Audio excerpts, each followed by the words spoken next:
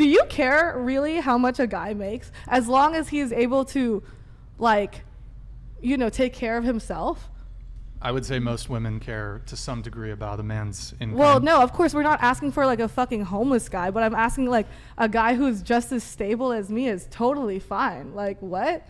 Yeah, but you just said... I don't need him to make $300,000 a month, but I need him to just be able to... But that would be as stable as you. You said you make $3 million a year. I need someone that is able to just, like, Take be care of stable. himself. Yeah, he just doesn't have to be a fucking like bum. have a passion, have Yeah, like a job, it's like make his own money, and then like I've take dated care my of fair himself. share of losers. Actually, all of the guys have been losers. Like I've dated guys who like don't have cars, don't have driver's But you're, like, licenses. in college, like, so this is a normal no, but part. this was I haven't really dated.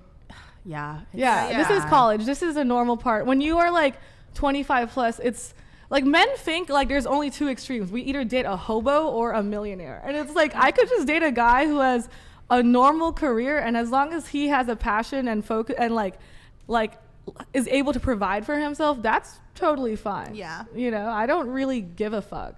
And also okay, but there's certain realities too, and I mean you used a couple buzzwords, so I will try to get back to those. Chiefly that, well, you asserted that there's a patriarchy. I'll get to that in a sec. So you're a high earner, so you could probably be the sole breadwinner and support a family. However, a man's income is definitely a calculus, I would say, in most women's assessment of who they're going to partner with, because assuming you want to have children, because if you want to have children, a man's income is a factor in the calculus and in the equation of will we be able to, you know, have kids? How big's the house? How big, you know, can we have cars? Like, it's a factor for sure, especially for women. Does he need to be like a millionaire, or could he just be like a normal guy? No, but if you want a certain lifestyle, for example, depending on how many kids you want, do the kids have their own bedrooms, own bathrooms? Do you want to go on family vacations? Do you want to have 1, 2, 3 cars? All this stuff starts becoming a factor. Am I unemployed during this? Like, I also can't do that myself? What do you mean? Like, I feel like I could also do that right now.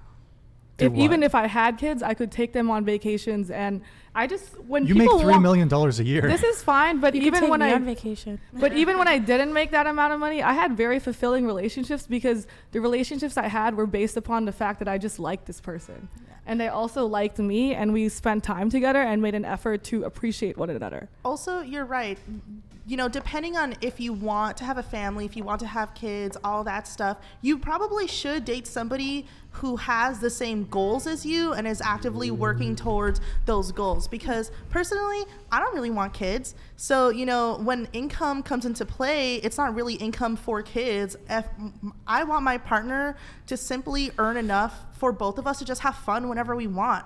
And we both know that. So we both, you know, we also work with what we have, because for instance, I'm not making $3 million a year, you know what I mean? I'm making probably what you're making 6 figures though, right?